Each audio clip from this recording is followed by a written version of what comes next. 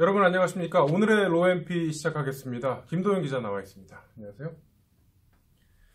네, 이제 정기국회가 개원한 지 이제 한 달이 다 돼가지 않습니까? 10월부터 이제 본격적인 그 정기국회가 진행이 될 텐데 10월 국회 어떻게 진행이 됩니까?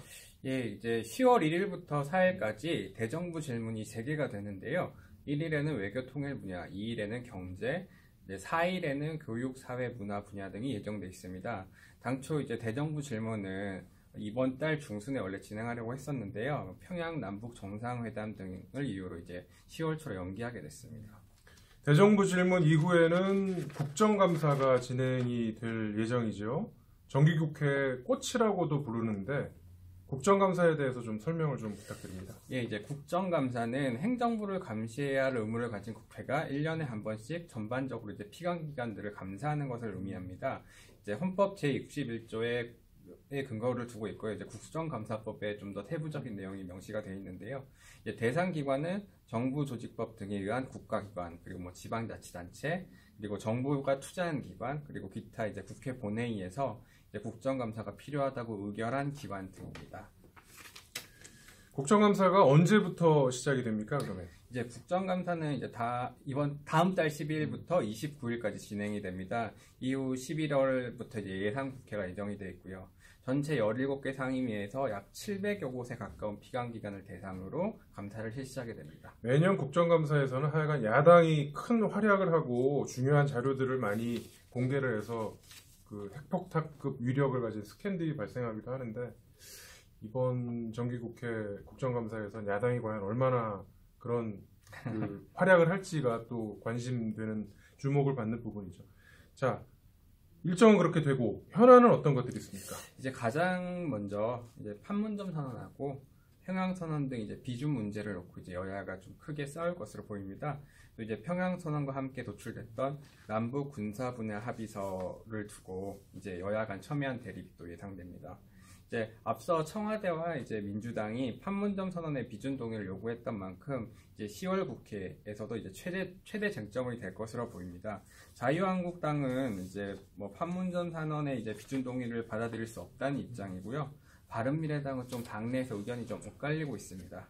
오는 1일 예정된 외교 통일 분야 대정부 질문이 전초전이 될 것으로 예상됩니다. 지금 말씀하신 부분은 이제 국정감사와 국정감사를 포함한 10월 국회의 이슈에 대한 부분을 말씀을 하신 거죠. 예. 자, 국정감사와 대정부 질문 모두에서 역시 먹고 사는 문제, 경제 분야가 굉장히 치열하게 또 그 쟁점이 될 것으로 보이는데요.